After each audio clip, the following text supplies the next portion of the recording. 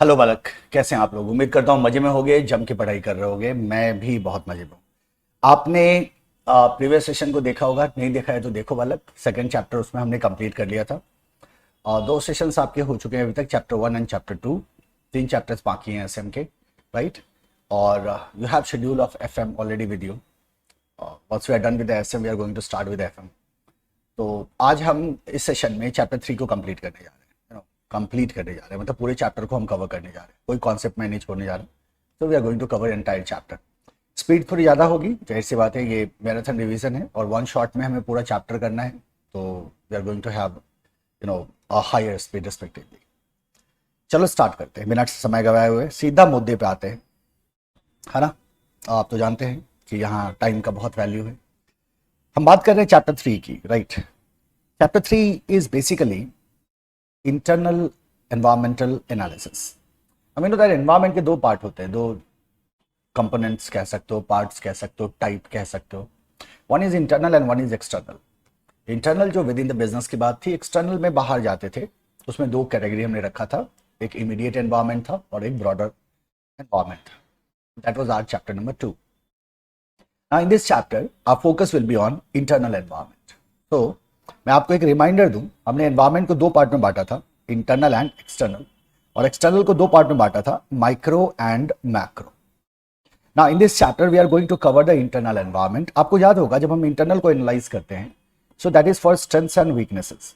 यहां से हमें स्ट्रेंथ्स एंड वीकनेस पता चलते हैं। एक्सटर्नल से we get opportunities and threat. Based on strength, weakness, opportunity and threat we make our strategy. हम क्या करते हैं, अपनी स्ट्रेटेजी को फॉर्मुलेट करते हैं। And that is the reason, है ना, कि अगर हम जाते हैं इन नेक्स्ट चैप्टर जिसका नाम है स्ट्रेटेजिक चॉइसेस, तो स्ट्रेटेजिक चॉइसेस पे जाने से पहले आपको करना क्या है, बेसिकली आपको समझना होगा इस बात को, किसको, स्ट्रेंथ्स को, वीकनेसेस को, अपॉर्चुनिटीज को, threat. Because only then you will have to talk about, you will be able to talk about the choices ना। स्ट्रेटेजिक चॉइसेस आप कब बात करोगे, जब आप ऑलरेडी स्ट्रेटेजी के जो फंडामेंटल्स हैं जिसके आधार पर स्ट्रेटेजी को फॉर्मुलेट किया जा सकता है, जब आप उसको पढ़ लो। तो बात सिस्टमेटिक है, चैप्टर 1, चैप्टर 2, चैप्टर 3 सीक्वेंस में पढ़ना चाहिए इसीलिए, और दैट इज वाई मैं आपको सीक्वेंस में पढ़ा रहा हूँ। और चैप्टर 4 में जाके आप फिर स्ट्रेटजी को फॉर्मुलेट करना शुरू कर दोगे, जनरेट, इवैल्यूएट, सेलेक्ट करने का जो प्रोसेस है वो स्टार्ट हो जाएगा। The first concept is about the stakeholder. जैसे हम इंटरनल एनवायरमेंट की बात करते हैं, stakeholder important role play करना शुरू कर देंगे। स्टेक होल्डर्स कौन होते हैं, जिनका किसी भी तरह से कंपनी में किसी भी तरह का इंटरेस्ट, उसको हम स्टेक होल्डर कह सकते हैं। अब इंटरेस्ट का क्या लेवल है, ये बड़ा इंपॉर्टेंट है। देखो, हम दो चीजों की बात करते हैं कि हम एक तो हम देखते हैं कि कोई भी इंडिविजुअल या कोई भी ग्रुप किसी भी कंपनी में कितना ज्यादा इंटरेस्टेड है, और साथ ही साथ उसके एक्शंस को इन्फ्लुएंस करने का पावर उसके पास कितना है। These are two very important parameter. So and based on that we will managing our stakeholder. Stakeholders को मैनेज करना भी बहुत बहुत इंपॉर्टेंट है किसी भी बिजनेस के लिए।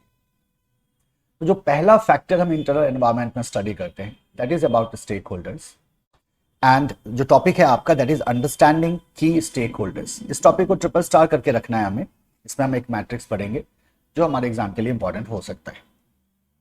Stake holders are all those individuals and entities that have a stake in its success of business and can impact it as well. Stake in success of business मतलब someone, some individual or some entity who are really interested in the company, जिनका interest लाई करता है company में, जिनका stake है company में, end of course they can also impact it, वो उसको इम्पैक्ट भी कर सकते हैं। सो जैसे आपने स्टेक की बात करी, so this is what the interest is, और जब आप इम्पैक्ट की बात करते हैं, so this is what the power is, right. They may be the employ, shareholders, investors, suppliers, customers, regulators and so on. Employ का इंपैक्ट होता है क्या बिजनेस पे, एम्प्लॉय इंटरेस्टेड है क्या बिजनेस में, हम बोलेंगे हाँ बिल्कुल इंटरेस्टेड है सर। अगर बिजनेस बंद हो जाए तो एम्प्लॉय का क्या होगा, फिर तो बोरिया बिस्तर बंद बन जाएगा ना उसका। अच्छा, क्या उनके पास पावर है, किस स्केल का पावर है इन्फ्लुएंस करने का, तो हम कहते हैं ये इस बात पर डिपेंड करता है कि वो किस स्केल का एम्प्लॉय है। अगर मान लो एक छोटा सा सेल्समैन है तो शायद वो कुछ ना कर पाए, लेकिन कंपनी का सीईओ है तो बहुत लार्ज स्केल पे इंपैक्ट कर देगा।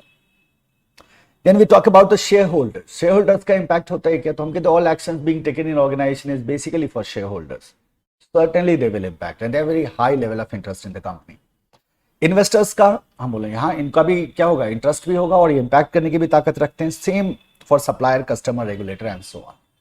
तो ये सबके सब हमारे स्टेक होल्डर के लिस्ट में आए। अब सवाल एक बड़ा सिंपल सा आपके दिमाग में आना चाहिए कि क्या इन सारे स्टेक होल्डर का जो लेवल ऑफ इन्फ्लुएंस है वो सेम है? क्या इन सबका पावर सेम है? और क्या इन सबका लेवल ऑफ इंटरेस्ट भी सेम है? तो आपका जवाब होगा नहीं, इन सबका लेवल ऑफ इंटरेस्ट भी अलग है। The kind of stake they are having the company is different, and at the same time we also say कि जो इनका पावर है ना, जो इनका इन्फ्लुएंस करने की जो इनकी शक्ति है, वो भी क्या है, अलग अलग है। It is important to first identify the key stakeholders, and that vary from company to company and situation to situation, right? Each stakeholder exerts a different level of influence and can have differing level of interest in the organization. जो मैंने आपसे कहा कि हर एक stakeholder का level of interest and influence vary करेगा. And to understand this, we have a matrix called as Mendelov matrix. Mendelow matrix में हम क्या करते हैं? मेंडलो मैट्रिक्स इज बेसिकली, इसको पावर इन्फ्लुएंस इंटरेस्ट मैट्रिक्स पे आप कह सकते हो। हमने क्या किया, एक्स एक्सिस पे किसको ले लिया, इंटरेस्ट को, वाई एक्सिस पे ले लिया हमने पावर को, right? So this is the power and the interest. अब पावर एंड इंटरेस्ट दोनों को हम दो कैटेगरी में, दो लेवल पे बांट देते हैं, high low high low. So we have the low and high, low and high. Now try to understand, अब ऐसे लोग जिनका कंपनी में लो लेवल ऑफ इंटरेस्ट हो, मतलब उनका स्टेक ज्यादा नहीं है कंपनी में, and also they have low power to influence, और उनके पास ज्यादा पावर भी नहीं है कि वो क्या कर सके, इन्फ्लुएंस कर सके। ऐसे स्टेक होल्डर पे हम कितना टाइम लगाएं और कितना एफर्ट लगाएं? Because here we are talking about understanding and managing the stakeholder. हमने कहा था for any organization it's very important to understand and manage the stakeholder. So if the interest is low and the power is also low, हम बोलेंगे sir फिर ज्यादा effort लगाने की क्या जरूरत है आपको, है ना? तो आप क्या कहते हो, मिनिमल एफर्ट लगाओगे। आप क्या लगाओगे, मिनिमल एफर्ट लगाओगे। जैसे मान लो for example small customers, now you are dealing with bulk buyers, मान लो फॉर एग्जांपल, तो आपका जो एवरेज बायर का जो एवरेज वॉल्यूम है ना, दैट इज 1000 यूनिट, लेकिन एक कस्टमर आपके पास ऐसा है who is buying only 2 units. अब मुझे बताओ कि वो आपके लिए कितना रेलेवेंट है, कितना इंपॉर्टेंट है आपको, वो किस हद तक आपको इन्फ्लुएंस कर सकता है। तो आप बोलोगे सर 1000 यूनिट तो मेरा हर एक बायर खरीद रहा है, ऐसे में 2 यूनिट का बायर अगर मुझे छोड़ के भी चला जाता है तो it is not going to affect me at all. जाहिर सी बात है, you won't be putting much effort there. So that is what the minimal effort is, low में मिनिमल एफर्ट। अगर इंटरेस्ट लो है बट पावर हाई है, अगर interest low है और पावर हाई है, जैसे ना फॉर एग्जाम्पल आपने लेट्स से किसी स्टेट में, लेट्स से आपने उत्तराखंड में आपने एक बिजनेस सेटअप किया। उत्तराखंड में जब आपने बिजनेस सेटअप किया तो आपने प्लांट लगाया, प्रोडक्शन प्लांट लगाया, तो अब बहुत सारे स्टेक होल्डर क्रिएट होंगे and your plant will be governed by the state laws. ठीक है, तो जो स्टेट गवर्नमेंट के जो रूल्स रेगुलेशन है, जो लॉज हैं, उसको आपको फॉलो करना है। Here central government has no interest in, very less interest, उन्हें ज्यादा फर्क नहीं पड़ रहा है कि आप क्या कर, राइट?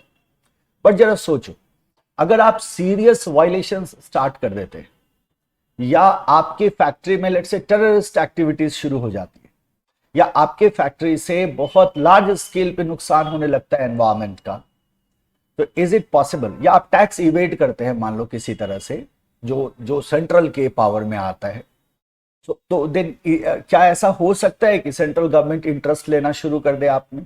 यस और नो? आप बोलोगे हाँ सर ऐसा हो सकता है। तो central government in that case, in that particular case, when you have a plant in Uttarakhand and you are governed by the state laws and very few laws of centre is applicable on you still, तो आप कहते हो in that case we had to keep the central government satisfied.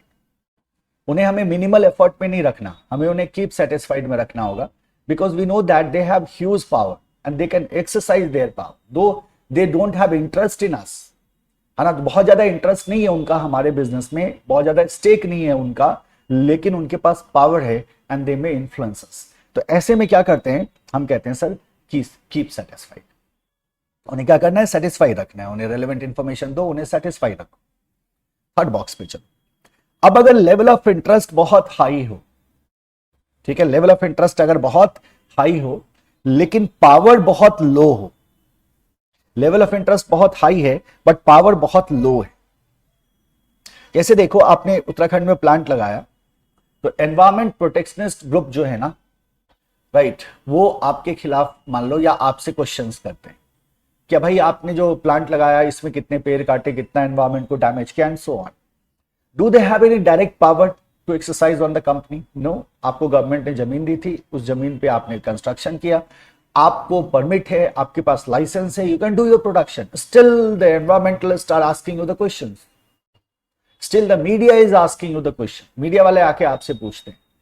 So they don't have power at initial stage. Certainly they don't have power, but they are highly interested. The stake is very high. तो उनका stake high है, right? लेकिन इनका power क्या है? Low है। तो उसको क्या करना है? Keep informed.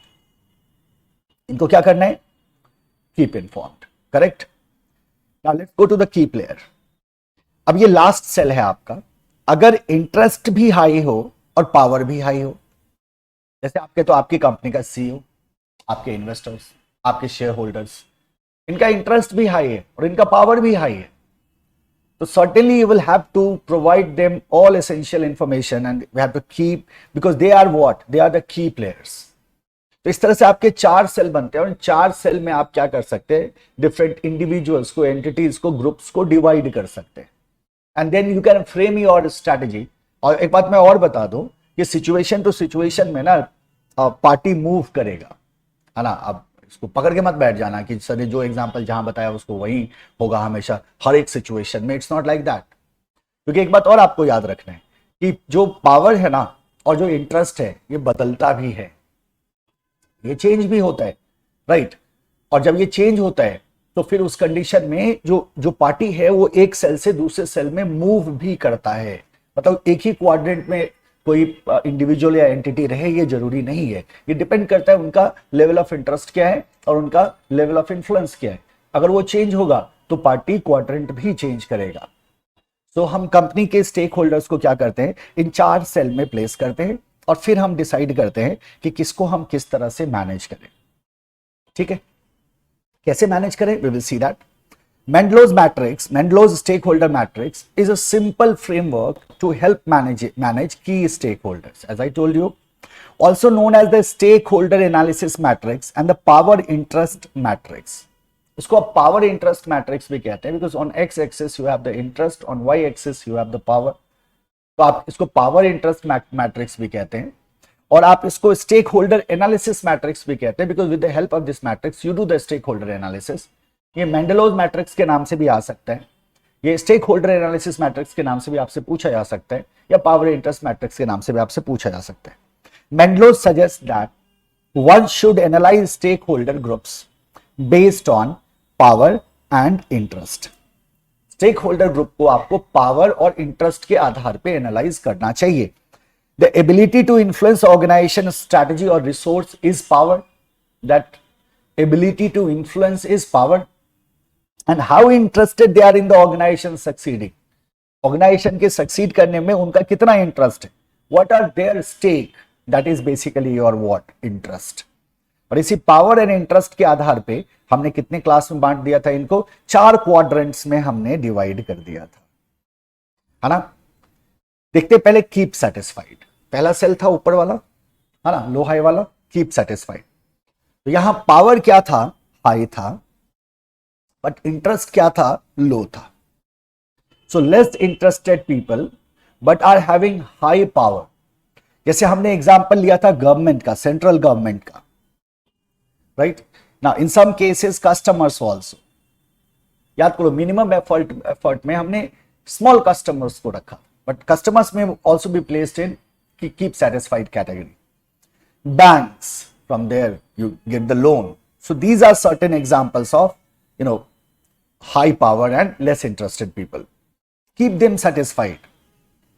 And how can it's just about keeping them satisfied. तो जो भी intended information है, whatever information they seek, you have to provide that and keep them satisfied, right? With their intended information on a regular basis. Bank को जो information चाहिए, government को जो reports चाहिए, आप गवर्नमेंट को रिपोर्ट्स देते रहो, कीप देम सेटिस्फाइड। आपने गवर्नमेंट को रिपोर्ट भेजना बंद किया, दे विल आस्क क्वेश्चन और फिर स्क्रूटनी स्टार्ट होगी, फिर आपकी फाइलें खुलनी शुरू हो जाएगी, होती है ना। So keep them satisfied. By intended information, जो भी इंफॉर्मेशन उनको चाहिए रेगुलर बेसिस पे आपको प्रोवाइड करना है. सो that is your keep satisfied. Second one is the key players. इधर वाले में आ गए, यहाँ इंटरेस्ट भी हाई था और पावर भी हाई था. तो इंटरेस्ट पावर दोनों हाई होगा तो की प्लेयर हो जाएगा. High power, highly interested people, like we talked about the shareholder, the CEO, the board of directors, etc. So fully engage this group of stakeholders. Fully engage. यहाँ satisfy रखने की बात नहीं आ रही है.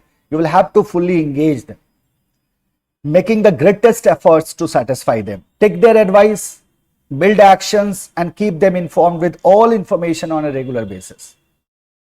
So जाहिर सी बात है, advice of CEO, board of directors and shareholder is sought on continuous basis, right? And also you have to, provide them information to keep them what? Satisfied on regular basis.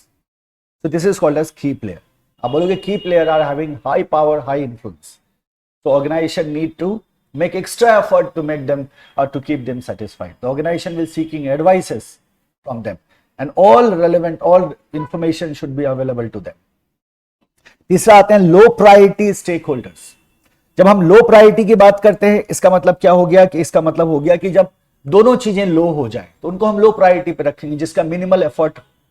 तो low priority का मतलब हो गया low interest, low power and less interested people. For example business magazines, media houses. So media houses have no interest in your business until something happens. जब कुछ होता है तो उनका इंटरेस्ट लेवल बढ़ता है, otherwise they are not interested. उनका तो क्या है, इंटरेस्ट भी कम है एंड पावर भी कम है. Only monitor them with no actions to satisfy their expectations. आपको उससे मॉनिटर करते रहना है. मॉनिटर करना क्यों जरूरी है? Because as I told you, these people may move from one quadrant to another quadrant depending upon the situation. So you will have to monitor all the stakeholders, even the stakeholder who are falling in the category of low priority stakeholders. Then we have to keep informed stakeholders. अब इन्हें informed रखना है because they are having low power but they are highly interested people, like your employees, vendors, suppliers, legal experts. है ना, employ भी इसी category में आएगा. इनके पास पावर कम है but they are highly interested, तो उनको क्या रखना है? Keep informed, adequately inform this group of people and communicate with them to ensure that no major issues arises. So give them adequate information. पर्याप्त जानकारी दो. सारी जानकारी तो देनी नहीं है आपको, ताकि किसी तरह का कोई इश्यू अराइज ना करे. ये था बालक आपका मेंडलोज मैट्रिक्स. ये क्या था आपका? Mendelow's matrix. And there is movement of stakeholder between quadrants as well. इसको भी हमेशा दिमाग में रखना है. Environment is highly dynamic and certain thing might happen that can cause stakeholder to suddenly move between quadrants. As I told you, environment dynamic है, changes आ सकती हैं और आपका जो स्टेक होल्डर है वो क्वाड्रेंट्स में मूव कर सकते हैं. और अगर ऐसा होता है, in that case you will have to be careful, क्योंकि उनके पावर्स और इन्फ्लुएंस में क्या आएगा? चेंजेस आएंगे. तो आपको उसके लिए रेडी रहना होगा. वो कैसे हो सकता है? तो you will have to keep them monitoring. हाँ, ये था आपका Mendelow's matrix, which is very important to keep in mind. कितने क्वाड्रेंट है हमारे पास? टोटल 4 क्वाड्रेंट है. Low low, low high, high low, high high, है ना. That's the idea. Power X axis पे किसको रख लो? इंटरेस्ट को. वाई पे किसको रख लो? पावर को रख लो. और 4 सेल का आपका मैट्रिक्स बनके तैयार हो जाएगा.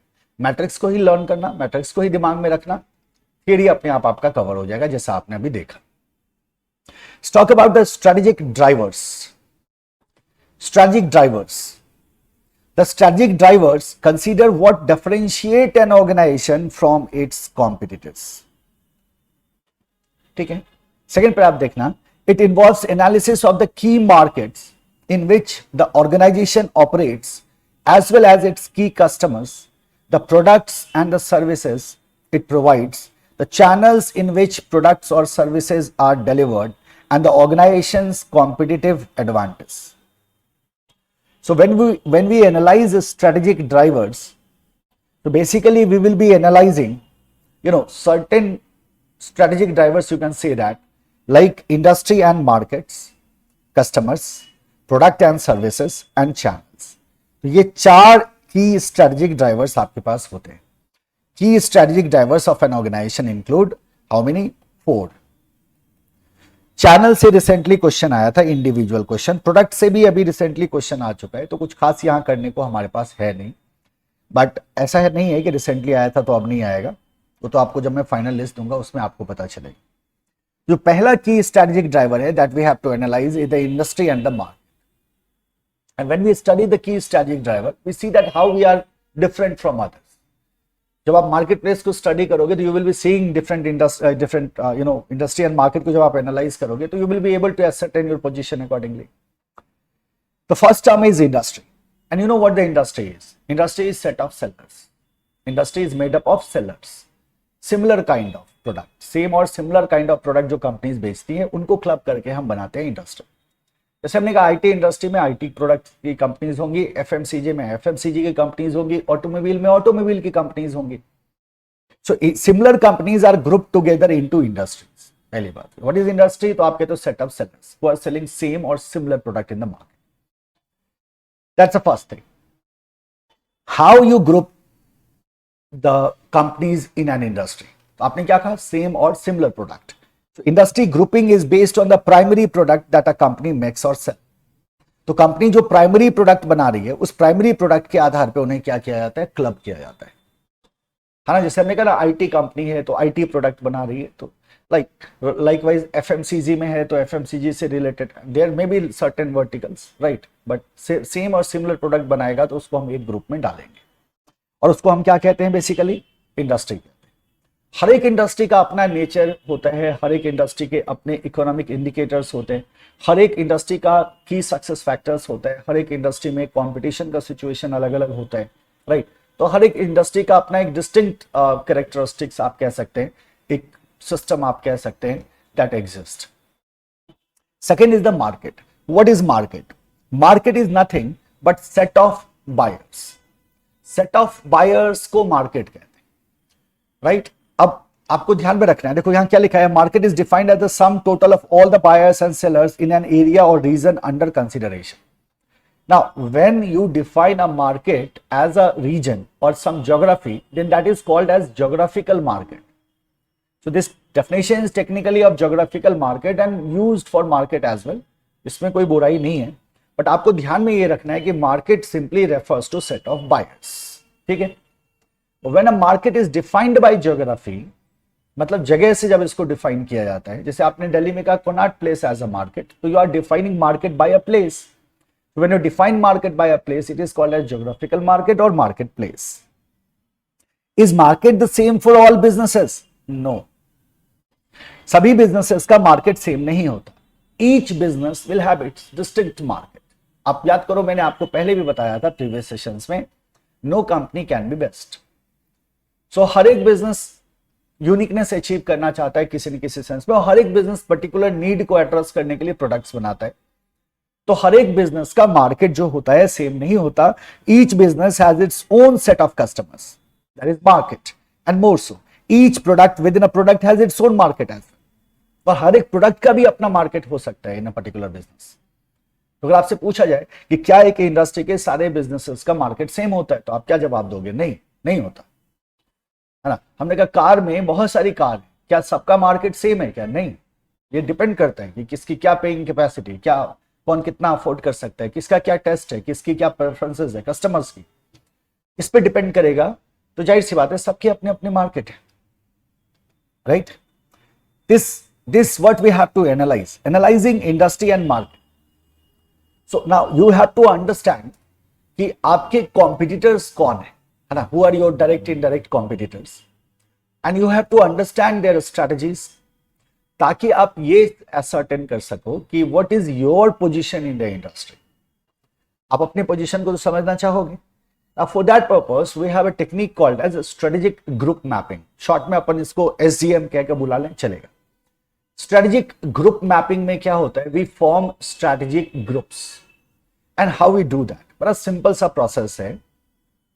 हम ये देखते हैं कि इंडस्ट्री में जितनी भी कंपनीज हैं, हमारी इंडस्ट्री में जिसमें हम ऑपरेट कर रहे हैं, जितनी भी कंपनीज हैं, हम उसको ये देखते हैं कि इन कंपनीज में जो कंपनीज सिमिलर नेचर्ड कंपनी है, एक नेचर की कंपनी है, जो सिमिलर स्ट्रैटेजी यूज कर रही है, उन similar strategy similar natured company का हम एक ग्रुप बनाते हैं. That group is called as strategic group. देखो, एक इंडस्ट्री में बहुत सारी कंपनीज होती है, सारी कंपनी को एनालाइज कर पाना किसी के बस की बात नहीं है. That's not practically feasible. तो जाहिर सी बात है, यू नीड टू अंडरस्टैंड कि कौन आपके डायरेक्ट कॉम्पिटिटर्स हैं, किसको लेके you have to be concern. तो आप कहते हो कि भाई जो सिमिलर नेचर्ड कंपनीज हैं या जिनकी स्ट्रैटेजी सेम है, उनको एक ग्रुप में ले आओ.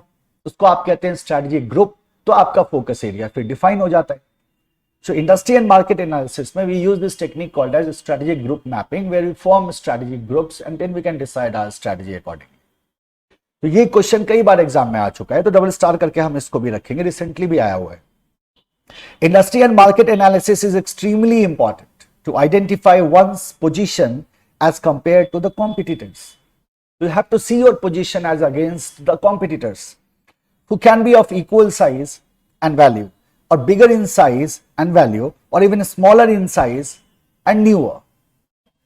तो आप कहते हो कि आपको अपना पोजीशन देखना होगा, इक्वल साइज के कंपनी के हिसाब से, बड़ी कंपनीज के हिसाब से, छोटी कंपनी के हिसाब से आप कहां आते हो, right. A tool use for this is called as strategic group mapping. तो याद रखना आपको, आप बोलोगे in an industry they are huge number of players, analyzing all of them is practically not possible. So any business need to understand its position against the bigger, the similar or the smaller companies. How to do that? For that purpose we have a tool called as strategic group mapping. ठीक है। अब strategic group mapping में we form strategic group।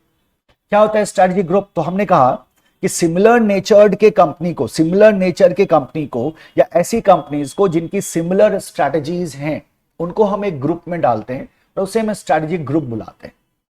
Restaurant के example ले लो, आपने कहा जितने भी फुल रेंज मेनू का रेस्टोरेंट है और जिनका प्राइस सिमिलर है उनको एक में डाल दिया, जो प्योर फास्ट फूड का ही रेस्टोरेंट है और प्राइस सिमिलर है उनको एक में डाल दिया। तो इस तरह से आपने क्या किया, रेस्टोरेंट में इंडस्ट्री में आपने डिफरेंट ग्रुप्स बना दिए, इसको स्ट्रैटेजिक ग्रुप कहते हैं। तो अगर पूछा जाए व्हाट इज स्ट्रैटेजिक ग्रुप, तो आप you can simply say that strategic group is a group of companies having similar strategy और those are similar natured companies. ठीक है। नाउ एक इंडस्ट्री में क्या सिर्फ एक स्ट्रैटेजिक ग्रुप हो सकता है? अगर ये क्वेश्चन आपसे एग्जाम में पूछ दे तो आप क्या कहोगे?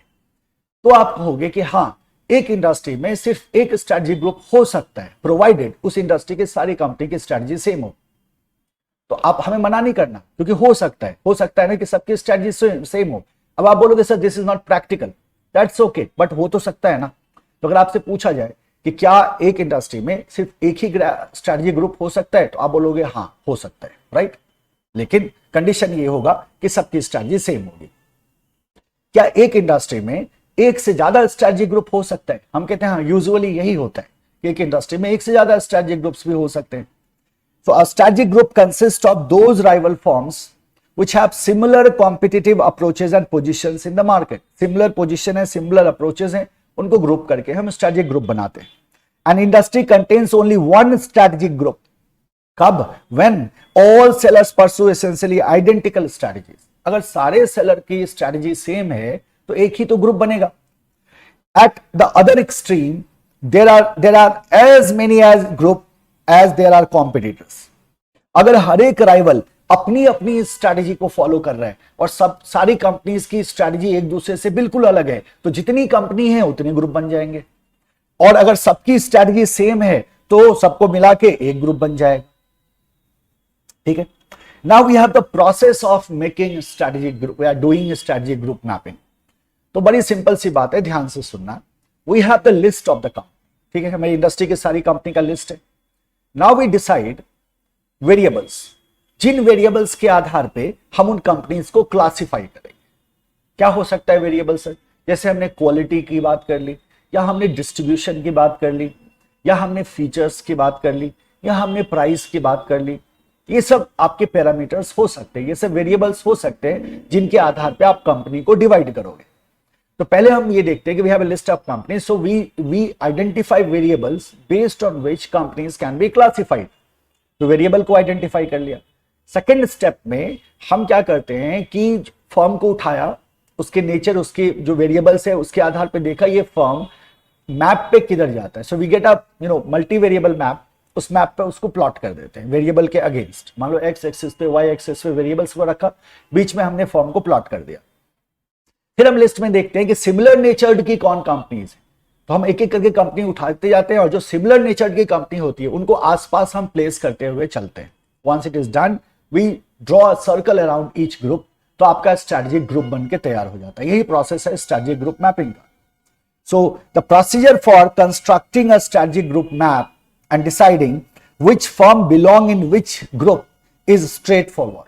बड़ा सिंपल है ये, और 4 स्टेप का प्रोसेस है। पहला देखना, identify the competitive characteristics that differentiate firm in the industry. तो आपको ऐसे कैरेक्टरिस्टिक्स को आइडेंटिफाई करना होगा जिसके आधार पे आप फर्म्स को डिवाइड कर सको। एग्जाम्पल में हो गया price, quality, range, high, medium, low, etcetera. There may be various variables. Once you have identified the variables or the characteristics, second, plot the firm on a 2 variable map. तो 2 variable map हमने ले लिया, एक x पे एक y पे। इस 2 variable map पे हमें फॉर्म को क्या कर देना है, प्लॉट कर देना है, using pairs of these differentiating characteristics, and then assign forms that fall in about the same strategy space to the same group. तो जिनकी स्ट्रैटेजी सेम होगी उनको हम क्या करेंगे, सेम ग्रुप में डाल देंगे, उनको हम सेम ग्रुप में डाल देंगे। और लास्ट में क्या बोला, draw circle around each group, और हर एक ग्रुप के बाहर सर्कल ड्रॉ कर दो। These are the 4 step process to create to do strategic group mapping. तो ये था आपका पहला स्ट्रैटेजिक ड्राइवर जिसको आपने कहा था industry and market. Second one is the customer. We know about the customer. Who is the customer? तो हम कहते हैं someone who buys the product is called as customer. And who is the consumer? Consumers are the end user of the product. A customer is always a consumer, गलत है ना। A consumer is always a customer, गलत है। A customer may be a consumer and a consumer may be a customer, सही है। A customer is essentially a consumer, गलत है ना। We know that. So different customers may have different needs and require different sale modes or distribution channel. Yes or no? Yes. So different customers के different needs हो सकते हैं, and accordingly different models or distribution channel they can opt. Issue with customers can be identified and target areas for growth can be pursued based on the findings. So for that purpose we have something called as customer analysis. In customer analysis, we get data about customers, we analyze that data, and we try to gauge the customer behavior, their buying pattern, their frequency of pattern, right? Their preferences for the mode of purchase and so on. इससे क्या होता है? We get the understanding, and accordingly we decide our target area and we pursue the customer. We try to convince them or pursue them, persuade them to buy our product. So idea बहुत simple है। For that purpose we have the customer behaviour. यहां से कोई question नहीं बनता। Customer versus consumer, you know that customer who buys the product, consumer is the end user of the product. ठीक है, इसके थ्योरी पे भी ध्यान देने की जरूरत नहीं है। आगे बढ़ो। The third strategic driver is the product and the services. अब जब प्रोडक्ट की बात करते हो ना आप, तो प्रोडक्ट क्या होता है? तो हम कहते हैं सर प्रोडक्ट, हमने कस्टमर के नीड को सेटिस्फाई करने के लिए प्रोडक्ट को डेवलप किया है, और प्रोडक्ट के कुछ फीचर्स होते हैं, प्रोडक्ट का एक ब्रांड नेम होता है, प्रोडक्ट की कुछ प्राइसिंग होती है। वो प्राइस हम कस्टमर को चार्ज करते हैं। कस्टमर हमारे प्रोडक्ट को खरीदता है ताकि उसका नीड सेटिस्फाई हो जाए। तो जब हम प्रोडक्ट को देखते हैं ना, तो प्रोडक्ट को के बारे में बहुत सारी चीजें आपके दिमाग में आती है। जैसे ब्रांड नेम की बात करते हो आप, फीचर्स की बात करते हो, क्वालिटी की बात करते हो, आप बात करते हो प्राइसिंग की, and so on. Along with that एक और बड़ा इंपॉर्टेंट चीज है जो आपके दिमाग में आना चाहिए कि सर प्रोडक्ट बहुत तरह के भी होते हैं। जैसे आपने कभी इंडस्ट्रियल प्रोडक्ट का नाम सुना है, तो आप बोलोगे हाँ सर हमने इंडस्ट्रियल प्रोडक्ट का भी नाम सुना है। तो वो भी एक क्या हो गया, वो कैटेगरी ऑफ प्रोडक्ट हो गया। क्या कोई कंज्यूमर प्रोडक्ट का नाम आपने सुना है? तो आप क्या बोलोगे, हाँ हमने कंज्यूमर प्रोडक्ट का भी नाम सुना है। क्या प्रोडक्ट को साइज के आधार पे बांटा जा सकता है? हम बोलेंगे हाँ साइज के आधार पे भी बांटा जा सकता है। तो you have to be very dynamic while thinking about product. Product stands for the combination of goods and services that company offers to the target market or the customer. The product can also be classified on the basis of industrial or consumer products, essential or luxury products, durable or perishable. जानते हो इस बात को? Products can also be differentiated on the basis of size, shape, color, packaging, brand name, after sale service, and so on. Right? So when in an industry, let's say in an industry there are many companies and all companies are selling their product to the customer. ऐसे में कि customer के पास multiple options हैं, सो हर एक company को क्या करना होगा? तो company need to differentiate itself from others. अगर आप चाहते हैं कि you have a set of customers जो आपसे बाय करे, तो you will have to differentiate your product from others. Now that differentiation may be physical. Let's say there is some feature in your product that is unique, different from others, so people will prefer you. और that may be imaginary as well, that is created with the help of marketing, right? So आप क्या कहते हो, it does not matter whether the differentiation is real or imaginary. Quite often the differentiation is psychological rather than physical. It also happens. जैसे हम कहते हैं जितना week product हो और आप उसको बेचना चाहते हैं, बहुत वीक प्रोडक्ट है, आप उसको बेचना चाहते हैं, आप अमिताभ बच्चन से ऐड करवा दो, प्रोडक्ट विल स्टार्ट सेलिंग. तो आप देखोगे कोई वीक प्रोडक्ट है, उसको कोई स्टार अगर उसको प्रमोट कर रहा है तो वो वीक प्रोडक्ट भी बिकना शुरू हो जाता है. Why so? So that's a psychological differentiation, that's not a real differentiation. वो प्रोडक्ट तो वीक ही है, उस प्रोडक्ट में कुछ भी ऐसा खास नहीं है. उसको खास किसने बनाया? आप किसी स्टार को आपने यूज कर लिया उसको क्या करने के लिए, प्रमोट करने के लिए. तो एक साइकोलॉजिकल डिफरेंशिएशन क्रिएट हो गया. So that what we are trying to say here. Differentiation real भी हो सकता है, इमेजिनरी भी हो सकता है, but every product has to differentiate itself from others. It is enough if customers are persuaded to believe that the marketer's product is different from others. जैसे हमने कहा ना कि आपको एक स्कूटर बेचना था, आपने अमिताभ बच्चन को ऐड पे रख लिया. अमिताभ बच्चन कहते हैं इस स्कूटर पे बैठो, देखो कितना आनंद आता है. So no matter what people will buy it, है ना? क्यों? Because the customers are being persuaded to believe that the marketers product is different from others. अब वो किसकी वजह से हो रहा है? वो एक इन्फ्लुएंस है, साइकोलॉजिकल इन्फ्लुएंस है. किसका? सेलिब्रिटी का. Brands enable customers to identify the product and the organizations behind it. जैसे हम कहते हैं, मैंने कहा आपको आईफोन, तो है ना ऐसा आईफोन, तो जो आप पूछोगे आप कंपनी कौन है तो तुरंत कहते हो आप एप्पल. तो अगर मैं आईफोन आपके सामने रखूं और बोलूं क्या कि इस फोन, ये कौन सा फोन है, तो you identify it with the brand name and also you will be able to identify the company with the brand name. Customers tend to develop strong brand loyalty for a particular product over a period of time. जैसे iPhone के जो users है, over the period of time they becomes brand loyal. और वो क्या करते हैं, जब भी कोई नया मॉडल आता है आप देखोगे वो नए मॉडल पे स्विच हो जाते हैं. So this is your product and services, right? अब एक बड़ा इंपॉर्टेंट एस्पेक्ट है प्रोडक्ट का जिसके बारे में हमने अभी आपको बताया था, that is the pricing strategy. Product pricing बहुत बड़ा कंसर्न होता है क्योंकि हम पहले ही एक क्वेश्चन दे देते हैं कि भाई देखो जब भी आप प्राइसिंग सेट करते हो ना प्रोडक्ट की, ना ही ओवर प्राइस करना ना ही अंडर प्राइस करना. Because when you charge price from some customer, so that is the cost for the customer. A customer उस cost के against benefit देखेगा.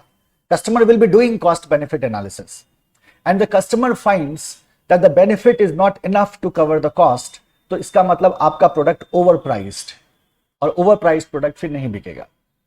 Underpriced में दिक्कत क्या होती है कि आप जो वैल्यू दे रहे हो उससे कम का प्राइस अगर जब आप चार्ज करते हैं and the product is highly under priced, then that is considered as cheap. So ये भी प्रॉब्लम है, इसीलिए हम कहते हैं there should be appropriate pricing. जब एंट्री की बात आती है फॉर एंटरिंग मार्केट, जब मार्केट में एंटर करने की बात आती है तो फिर we have certain objectives to consider and that is why this is a question. देखना, for a new product, pricing strategies for entering a market need to be designed, and for that matter at least 3 objectives must be kept in mind. So अगर exam में question आता है कि कोई किसी company को अपना किसी मार्केट में प्रोडक्ट लॉन्च करना है, एंट्री कर रहा है, तो उसकी प्राइसिंग सेट करते वक्त किन किन बातों का ध्यान रखना चाहिए. तो आप 3 ऑब्जेक्टिव से जिनको ध्यान में रखना चाहिए. पहला है have customer centric approach while making a product. जब आप प्रोडक्ट को डेवलप कर रहे हो, डिजाइन कर रहे हो, तो अप्रोच कस्टमर सेंट्रिक रखो. मतलब आपका प्रोडक्ट कस्टमर के नीड को सेटिस्फाई करे, इस पे ध्यान रखो.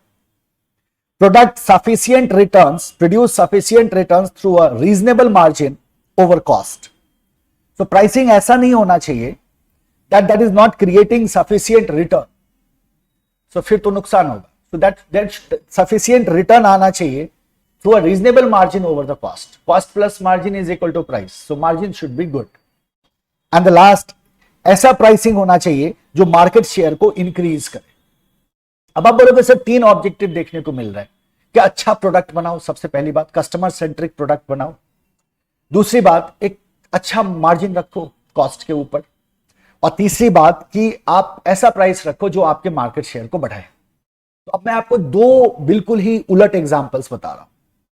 जब रिलायंस को एंटर करना था टेलीकॉम इंडस्ट्री में, एक कंपनी आई जिसका नाम था जियो. क्या जियो ने सेकंड वाले ऑब्जेक्टिव को ध्यान में रखा? हम किसकी बात कर रहे हैं? रीजनेबल मार्जिन की बात कर रहे हैं।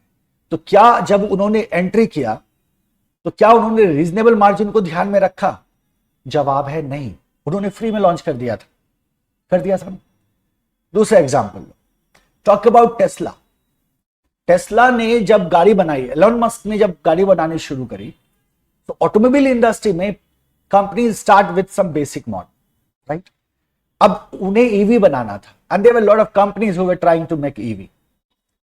तो उन्हें कुछ फीचर्स के साथ वो अपना प्रोडक्ट लॉन्च कर सकते थे जो उन्हें करना चाहिए था, कस्टमर सेंट्रिक प्रोडक्ट, कस्टमर को ध्यान में रखते हुए, एक रीजनेबल मार्जिन के साथ और एक ऐसे प्राइस पे जिससे वो अपने मार्केट शेयर को बढ़ाते। इस प्राइस पे उन्हें लॉन्च करना चाहिए था, but they didn't do it.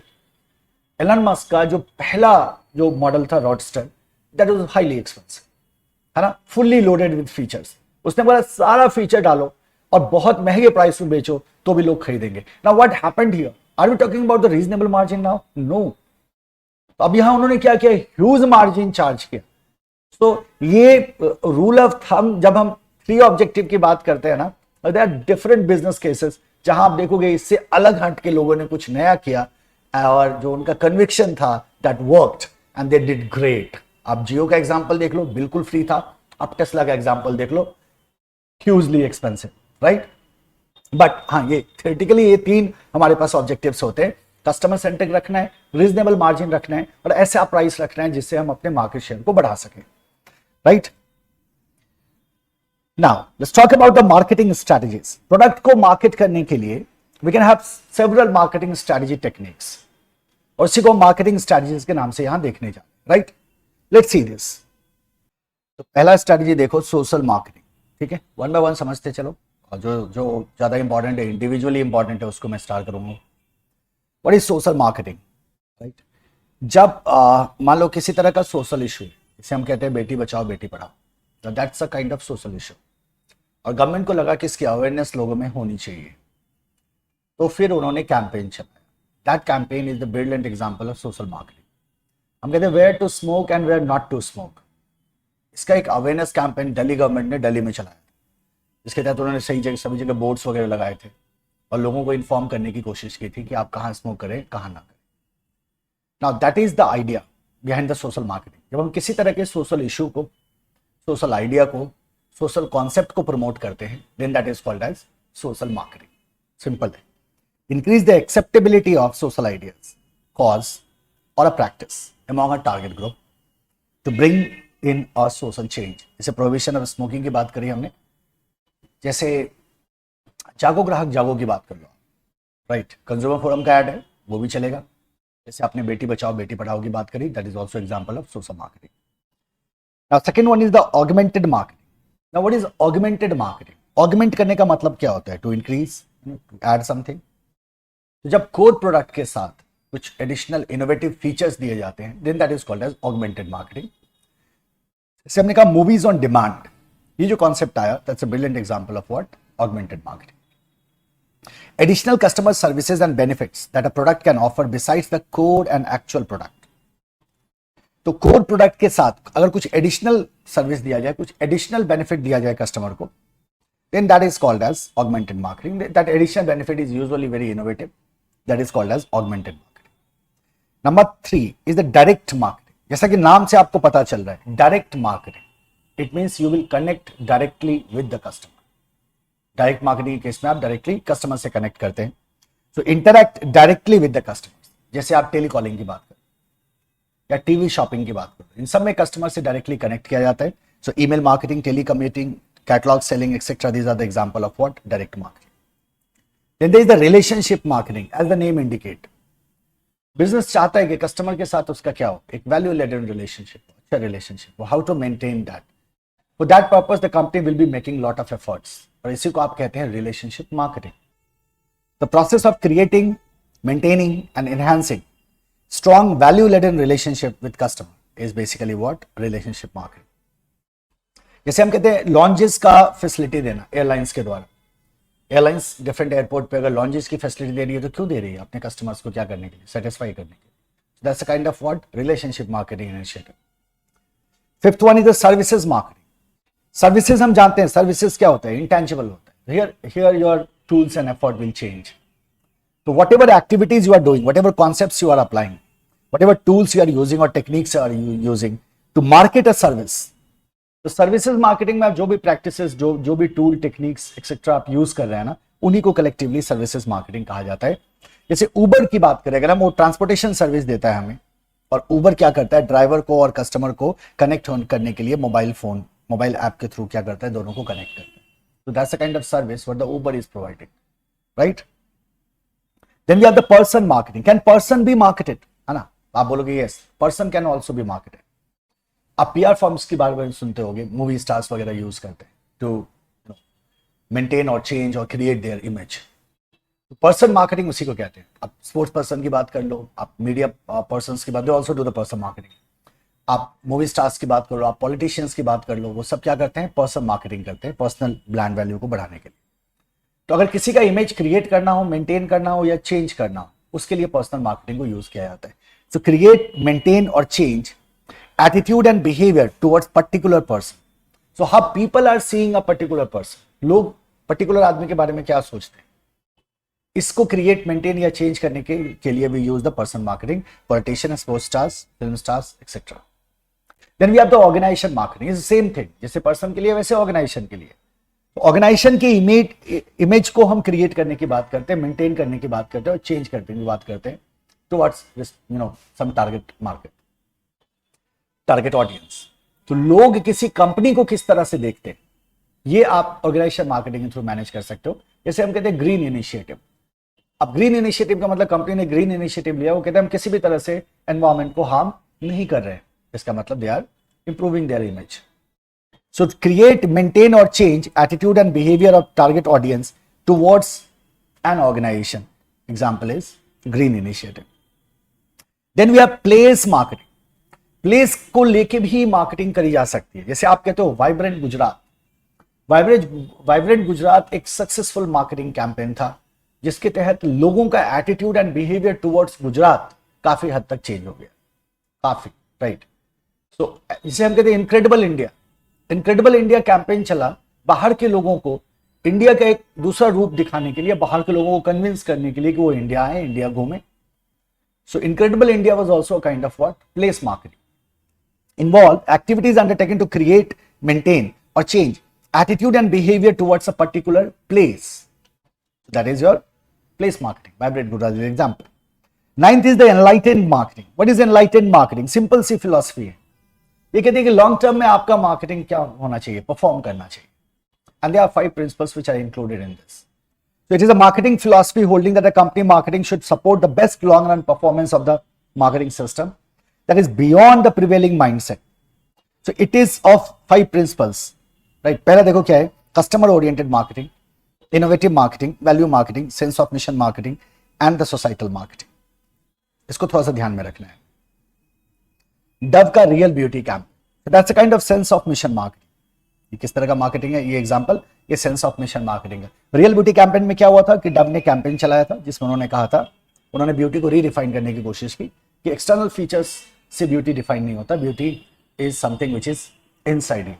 उनका कहना था कि अगर आप छोटे हाइट के हैं तो भी आप ब्यूटीफुल हैं, आपके छोटे बाल हैं तो भी आप ब्यूटीफुल हैं, आपका जो स्किन कलर है वो फेयर नहीं है तो भी आप ब्यूटीफुल हैं। इस तरह करके उन्होंने ब्यूटी को डिफाइन किया था। Everyone is beautiful. Beauty comes from inside, right? So that's a kind of what? Sense of mission marketing. Then there is a differential marketing. अगर differential market, differential word है यहाँ, इसका मतलब different segment के लिए different product अगर आप बनाते हो ना, that is called as differential marketing. So several market segments and design separate offer for each. अलग अलग market segment के लिए आप क्या करते हो, अलग अलग product बनाते हैं। जैसे अगर हम HUL की बात करें तो वो Lifebuoy and Lux बनाते हैं, और Rexona को भी रख लो इसमें, जो पॉपुलर सेगमेंट में आता है। They have 2 segment, popular segment and the premium segment.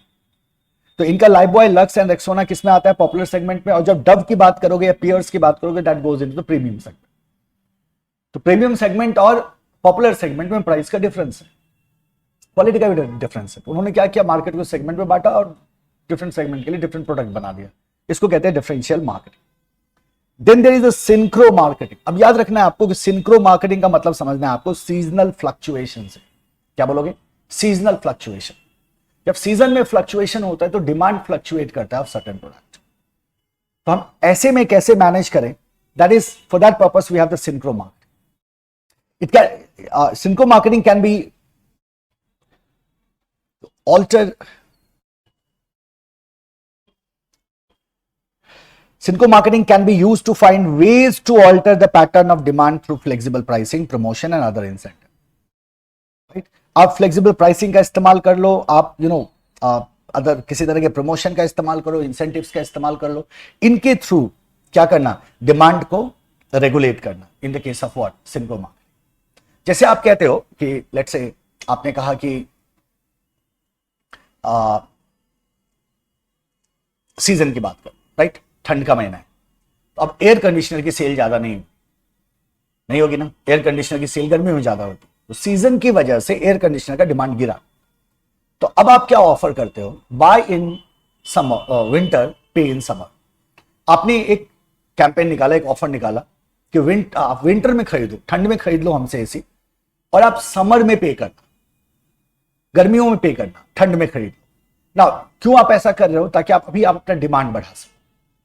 या फिर आपने ऐसा कहा कि अगर आप अभी खरीदते हो तो हम आपको 10% का डिस्काउंट दे देंगे, यानी कि आप अभी अपना क्या कर रहे हो, डिमांड बढ़ा रहे हो by giving 10% discount. That is called as synchro marketing. 12 is concentrated marketing. Concentrated marketing का मतलब क्या हुआ, कंसंट्रेटेड मार्केटिंग का मतलब हुआ कि जब आप पूरे मार्केट को ना देख के एक सिंगल सेगमेंट पे कंसंट्रेट कर रहे हो, और जैसे आप एक सिंगल सेगमेंट पे कंसंट्रेट करोगे, that is called as concentrated market. मतलब एक सब मार्केट पे आप कंसंट्रेट करते हैं।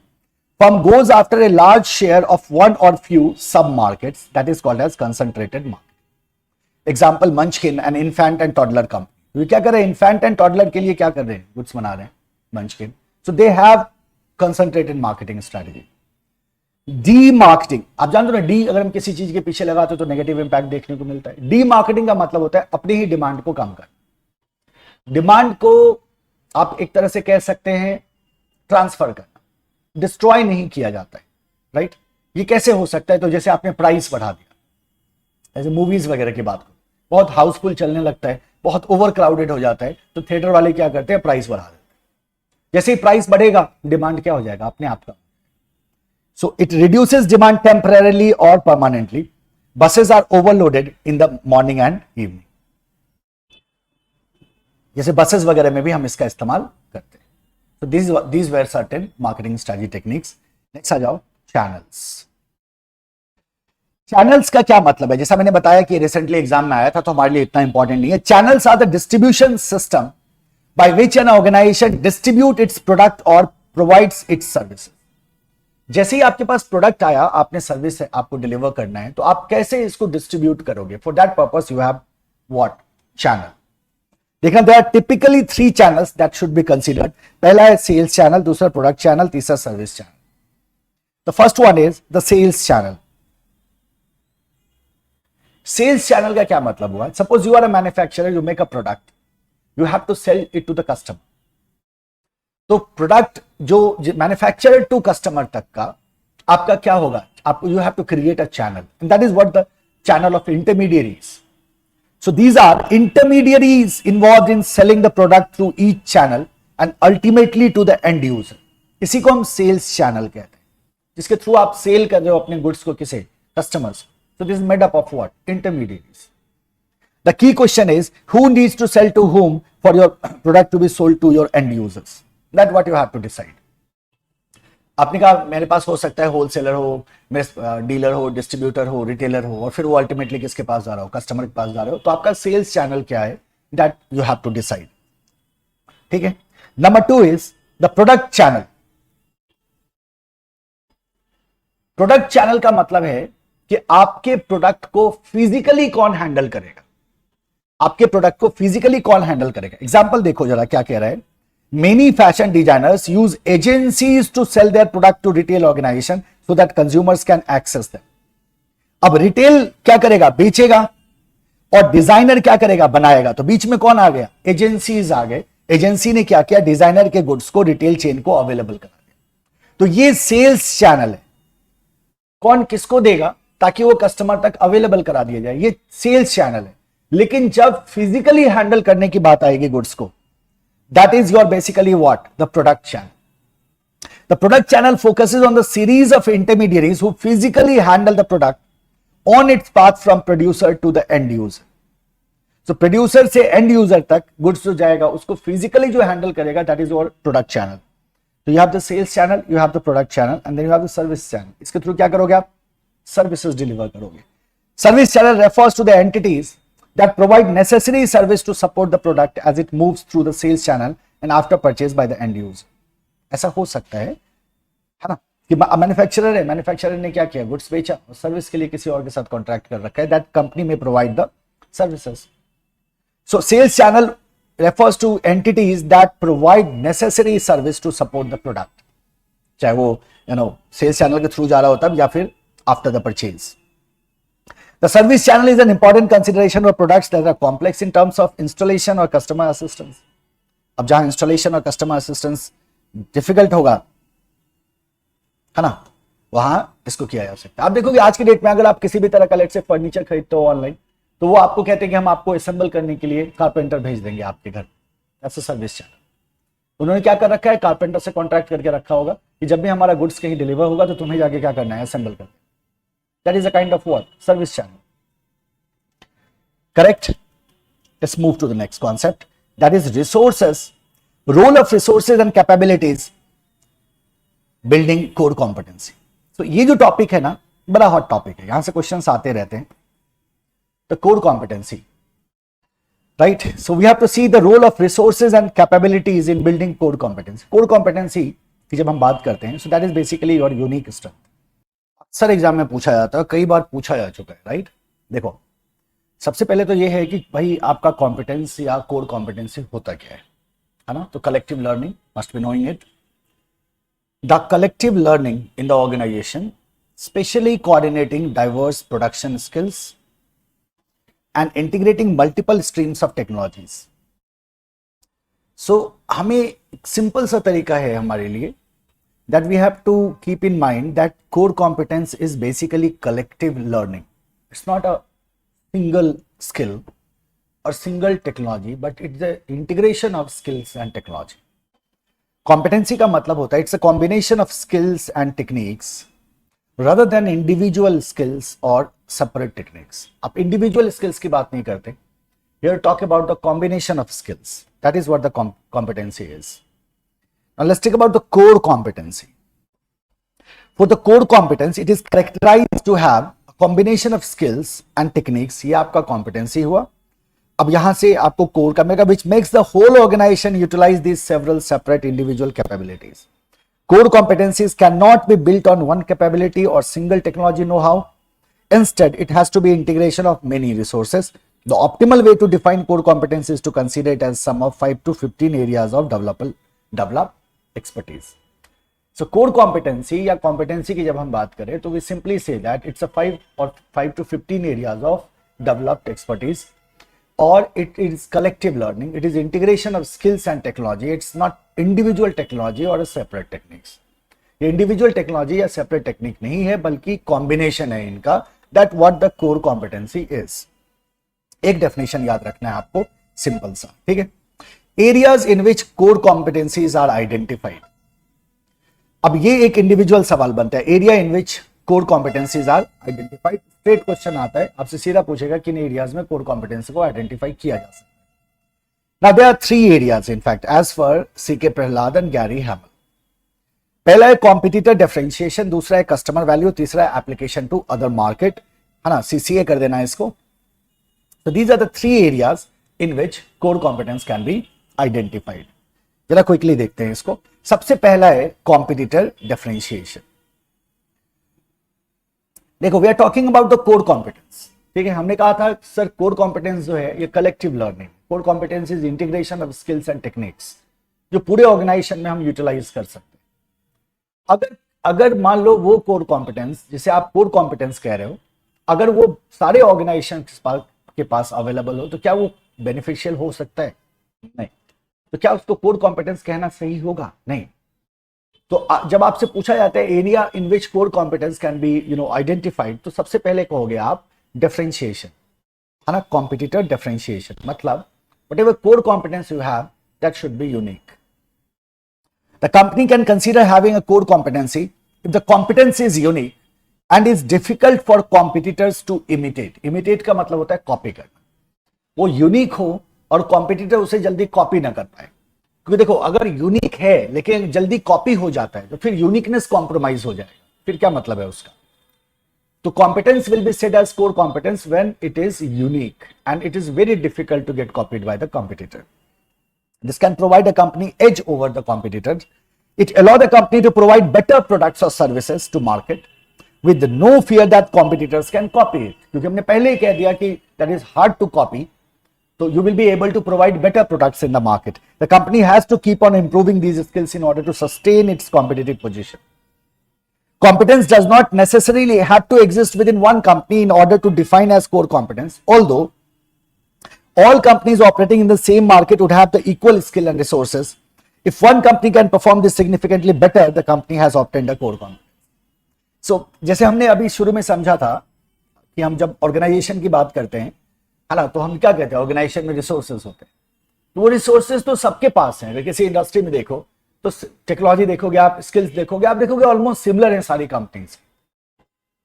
सो अगर अवेलेबिलिटी है कॉम्पिटेंस का डिफरेंट कंपनीज में, that's okay, but core competence की ये कहानी नहीं है। कोर कॉम्पिटेंस का मतलब क्या है, कि अगर इन रिसोर्सेज का, इन स्किल का और रिसोर्सेज का आप ऐसा इस्तेमाल कर लो जैसा आपका कॉम्पिटिटर ना कर पाए, उससे बेटर आप इसे यूज कर ले, तो फिर उस कंडीशन में you have developed what, core competence. So competence may exist in more than one company, पर core competence is unique to the company and it is hard to get copied. तो ये पहला आपका एरिया हो गया जिसे आप कह रहे हैं competitor differentiation. Second is customer value. कब वो कोर कॉम्पिटेंस कहलाएगा competence? When it is delivering value to the customer. When purchasing a product और service, it has to deliver fundamental benefit for end customer in order to be core competence. तो ये fundamental benefit को deliver करना चाहिए, ये value deliver करना चाहिए customer को, तभी ये कोर कॉम्पिटेंस कहलाएगा। It will include all the skills needed to provide fundamental benefit. The service और the product has to have real impact on the customer as the reason to buy it. तो why a customer is choosing one brand over others? किसी एक brand को खरीदा तो क्यों खरीदा, और क्या उस फंडामेंटल बेनिफिट के लिए ही उस प्रोडक्ट को खरीद रहा है ना, जो फंडामेंटल बेनिफिट वो प्रोडक्ट प्रोवाइड कर रहा है, इसका मतलब you are having core competence. If customer has chosen the company without this impact, then competence is not a core competence. अगर इसके अलावा किसी और रीजन से खरीदा तो फिर वो कोर कॉम्पिटेंस नहीं कहलाएगा। तो जो फंडामेंटल बेनिफिट आप प्रोवाइड कर रहे हैं, अगर उसी फंडामेंटल बेनिफिट को लेने के लिए कस्टमर ने आपके प्रोडक्ट को खरीदा है, तब वो कॉम्पिटेंस कोर कॉम्पिटेंस कहलाएगा। कोर कॉम्पिटेंस तब कोर कॉम्पिटेंस होगा जब आप फंडामेंटल बेनिफिट कस्टमर को डिलीवर कर पा रहे हैं, कस्टमर को वैल्यू डिलीवर कर पा रहे हैं। The essence is that the consumer should value the differentiation offered, without it the core competency does not make any sense. जैसे हमने पहले देखा कॉम्पिटिटर डिफरेंशिएशन, तो we are delivering something which is unique, right. So वो valued होना चाहिए किसके द्वारा? कस्टमर के द्वारा। कस्टमर को डिफरेंशिएशन समझ में आना चाहिए। वो कब समझ में आएगा? When customer is getting the fundamental benefit और customer is getting the value, right. So this is it, this is your customer value. Third area is application of competencies to other market. Application of competencies to other markets, ये भी बड़ा important है कि आप competencies को other market में apply कर पाओ। Core competence must be applicable to whole organization. It cannot be only one particular skill or specific specified area of expertise. So we are not talking about production only. We are not talking about marketing only or accounting only. We are talking about integration of skills and technologies that are spread to entire organization. It should not be limited to a particular area. A particular area से related नहीं होना चाहिए, ऐसा होना चाहिए जो पूरे organization में जिसका application हो सके. Although some special capability would be essential or crucial for the success of business activity, it will not be considered as core competence if it is not fundamental from the whole organization point of view. हमने कहा different departments में ऐसा हो सकता है कि हमारे पास कुछ ऐसे स्किल हो जो उस डिपार्टमेंट के काम के लिए essential, right. But as far as core competence is concern, तो इसको पूरे ऑर्गेनाइजेशन के पॉइंट ऑफ व्यू से अगर ये फंडामेंटल नहीं है तो फिर उस कंडीशन में उसको कोर कॉम्पिटेंस नहीं कहा जाएगा। दस core competence is a unique set of skill and expertise which will be used throughout the organization to open up potential markets to be exploited. क्या होना चाहिए? ये पूरे ऑर्गेनाइजेशन में यूज होना चाहिए. Then it will be said as core competence. So core competence can be identified in 3 areas: competitor differentiation, customer value, and application to other market. Next आ जाओ, criteria for building core competence. ये भी कई बार पूछा जा चुका. अब क्या criteria है कि जब आपका कॉम्पिटेंस कोर कॉम्पिटेंस कहलाएगा? 4 specific criteria of sustainable competitive advantage that firms can use to determine those capabilities that are core competences. तो कौन से कॉम्पिटेंसेस, कौन सी कैपेबिलिटीज कोर कैपेबिलिटीज होंगी, कोर कॉम्पिटेंसी होगी? इसके लिए आपके पास क्राइटेरिया है, 4 क्राइटेरिया है जिस पे आप इसको इवैल्यूएट करें. अगर ये 4 क्राइटेरिया फुलफिल करता है कोई भी कॉम्पिटेंस तो वो कोर कॉम्पिटेंस हो जाएगा. पहला है वैल्यूएबल, राइट. दूसरा है रेयर.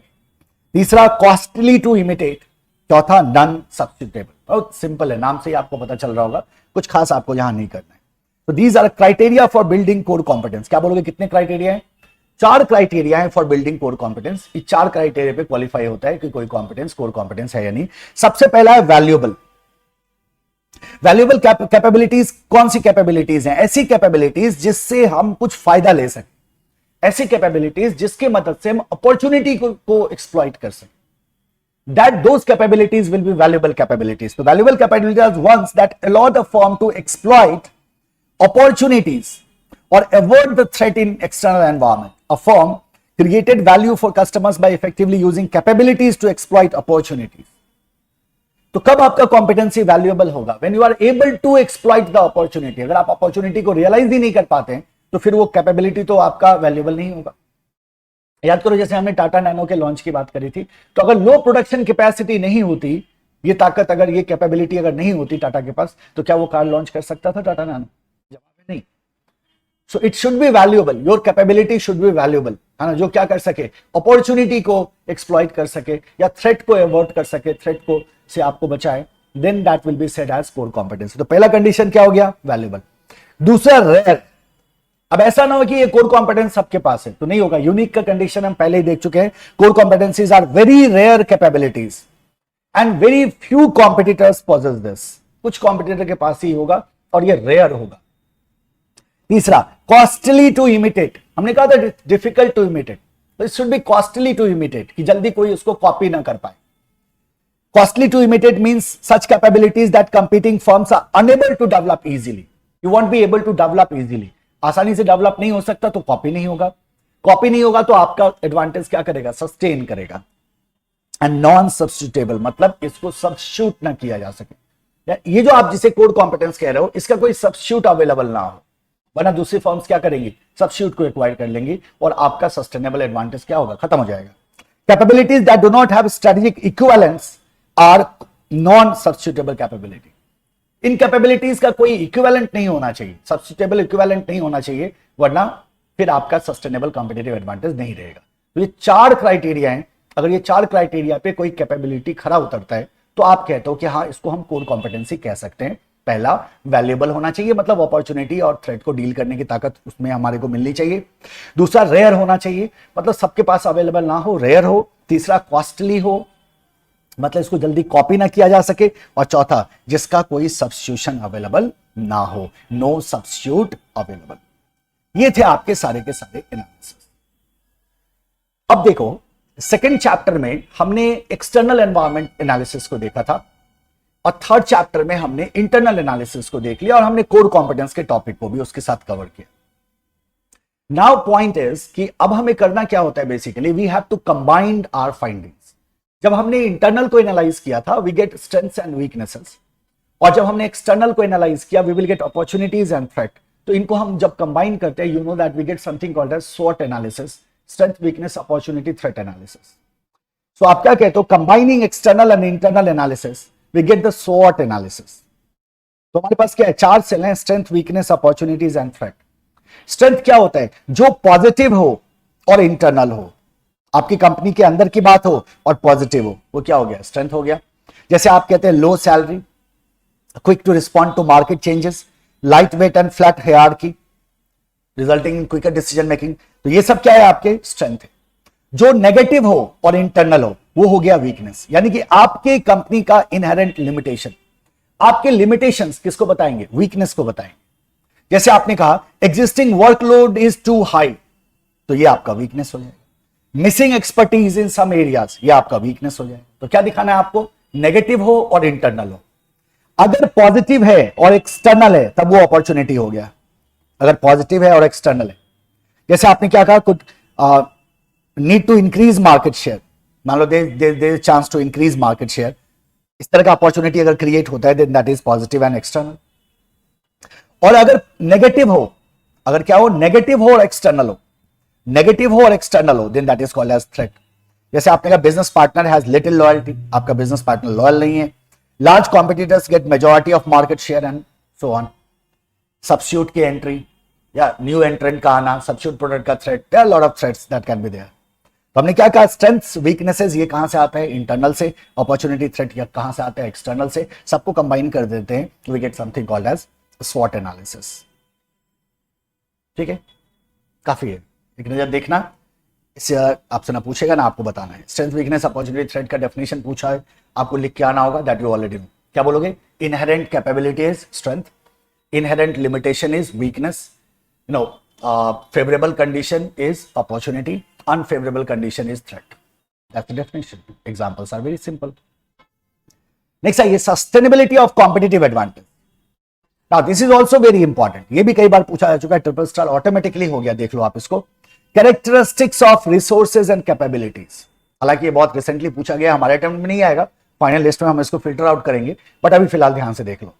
कॉम्पिटिटिव एडवांटेज की सस्टेनेबिलिटी की बात करते हैं, and characteristics of resources and capabilities in that context. The sustainability of competitive advantage and a firm's ability to earn profit from its competitive advantage depends upon four major characteristics of resources and capabilities. आपने जो आपने competitive advantage build किया है अपने resources and capabilities पे, वो कितना sustain करेगा? तो आपने competitive advantage किस पे build किया है? अपने resources पे, अपनी capabilities पे। तो आपका कॉम्पिटिटिव एडवांटेज कितना सस्टेन करेगा? ये रिसोर्सेज एंड कैपेबिलिटीज के 4 कैरेक्टरिस्टिक्स पे डिपेंड करेगा। पहला है ड्यूरेबिलिटी, दूसरा है ट्रांसफरेबिलिटी, तीसरा है इमिटेबिलिटी, चौथा है अप्रोप्रिएबिलिटी। तो आपने क्या कहा कि रिसोर्सेज हैं हमारे पास, कैपेबिलिटीज हैं, इस पे आधारित होकर हमने क्या किया? कॉम्पिटिटिव एडवांटेज बनाया। अब ये कॉम्पिटिटिव एडवांटेज सस्टेन करेगा या नहीं करेगा, ये इस बात पे डिपेंड करता है कि रिसोर्सेज एंड कैपेबिलिटीज के कैरेक्टरिस्टिक्स क्या है, इसके कैरेक्टरिस्टिक्स क्या है, ये इस पे डिपेंड करेगा। अब ये 4 कैरेक्टरिस्टिक्स है, ड्यूरेबिलिटी, ट्रांसफरेबिलिटी, इमिटेबिलिटी एंड अप्रोप्रिएबिलिटी। सबसे पहले देखो ड्यूरेबिलिटी। आप जानते हो ना ड्यूरेबिलिटी क्या होता है? जो चले लंबे समय तक, right? The period over which a competitive advantage is sustained depends in part on the rate at which firms resources and capabilities deteriorate. Whether your resources and capabilities are durable और not, where your resources and capabilities are durable or not. अगर ये deteriorate हो रहा है तो किस rate से deteriorate हो रहा है? अगर ये बहुत तेजी से deteriorate होगा तो जाहिर सी बात है आपकी सस्टेनेबिलिटी कम दिनों की होगी। तो आप क्या कहते हो? Rate at which a firm resources and capabilities deteriorate, ये डिसाइड करता है कि आपका कॉम्पिटिटिव एडवांटेज कितना सस्टेन होगा। तो ये रिसोर्सेज एंड कैपेबिलिटीज की ड्यूरेबिलिटी बताएगी कि आपका कॉम्पिटिटिव एडवांटेज कितना सस्टेन करेगा। सेकेंड है ट्रांसफरेबिलिटी, मतलब एक कंपनी से दूसरे कंपनी में जा सकता है या नहीं, शेयर हो सकता है या नहीं, दूसरे लोग इसको कॉपी कर सकते हैं या नहीं। आपके रिसोर्सेज एंड कैपेबिलिटीज में ट्रांसफरेबिलिटी जितना ज्यादा होगा, आपका सस्टेनेबिलिटी उतना कम होगा कॉम्पिटिटिव एडवांटेज का। आपका the easier it is to transfer resources and capabilities between companies, the less sustainable will be the competitive advantage. अगर ट्रांसफरेबिलिटी लो है, मतलब it cannot be transferred from one company to another. If resources and capabilities cannot be transferred from one company to another, in that case आपका क्या होगा? sustainability high होगा। Next is imitability. Imitability का क्या मतलब होता है? कॉपी होने के चांसेस। आपका रिसोर्स एंड कैपेबिलिटीज जितनी आसानी से और जितनी जल्दी कॉपी होगा, आपका सस्टेनेबिलिटी ऑफ कॉम्पिटिटिव एडवांटेज उतना ही लो होगा। If resources and capabilities cannot be purchased by or would be imitated, then they must be built from scratch. तो आप क्या कहते हो? ये इमिटेबिलिटी नहीं होनी चाहिए। Resource and capability should not be imitable easily, ये डिफिकल्ट होना चाहिए। और अगर उसको स्क्रैच से बिल्ड करता है तो भी वो डिफिकल्ट होना चाहिए कि जल्दी वो ना बने, कॉस्टली हो, उसमें टाइम लगे, ताकि आपका कॉम्पिटिटिव एडवांटेज सस्टेन करे। And next is the appropriability, it's about the profit. Appropriability refers to the ability of the firm's owner to appropriate the return on its resource basis. तो resource base पे जो return जा रहा है ना, that should be appropriated accordingly. Even where resources and capabilities are capable of offering sustainable advantage, there is an issue as to who receives the return on these resources. Resources पे return किसको मिल रहा है, resources पे return किसको मिल रहा है, that is important. तो जो क्या होना चाहिए, जो ओनर ऑफ रिसोर्सेज है ना, क्या बोला आपने, ability the firm owner to appropriate the return on its resource base. तो जो फर्म ओनर है ना, दे शुड बी गेटिंग और receiving the return on the resource base. ये आपका हो गया appropriability. Now in this chapter then there is the last topic, जिसको हम कहते हैं Michael Porter's generic strategies. Michael Porter generic strategies, जो बेसिकली आपके बिजनेस लेवल स्ट्रैटेजीज होते हैं, बिजनेस लेवल स्ट्रैटेजीज होते हैं, और जो आपके होते हैं कॉम्पिटिटिव स्ट्रैटेजी भी हम इसको कहते हैं, कॉम्पिटिटिव स्ट्रैटेजी इसको हम कहते हैं. इसके अंतर्गत 3 स्ट्रैटेजीज आती हैं, चौथा कॉम्बिनेशन होता है. एक होता है आपका कॉस्ट लीडरशिप, एक होता है आपका डिफरेंशिएशन, और एक होता है आपका फोकस, और फिर आता है एक बेस्ट कॉस्ट प्रोवाइडर स्ट्रैटेजी. ये 4 स्ट्रैटेजी हैं इस चैप्टर में, और इसके बाद ये 4 स्ट्रैटेजी पढ़ के आपका चैप्टर क्या हो जाएगा, फिनिश हो जाएगा. राइट. आज मुझे लाइव आना था, करेक्ट, बट पहले ही मैंने रिकॉर्डिंग कर दी आपके लिए. It's the same thing, correct. So अब इस लेक्चर को देखते वक्त आपको ये ध्यान में रखना है कि एक टॉपिक मैंने होल्ड किया है. अगले सेशन में कल मैं उस टॉपिक को पहले करा लूंगा आपको, माइकल पोर्टर जेनेरिक स्ट्रैटेजीज को. 3rd चैप्टर को क्लोज कर लेंगे और फिर हम 4th चैप्टर को स्टार्ट कर लेंगे. Right. So we will stop here today and see you next session tomorrow. Thank you everyone. Keep working hard, keep shining. Bye bye, take care.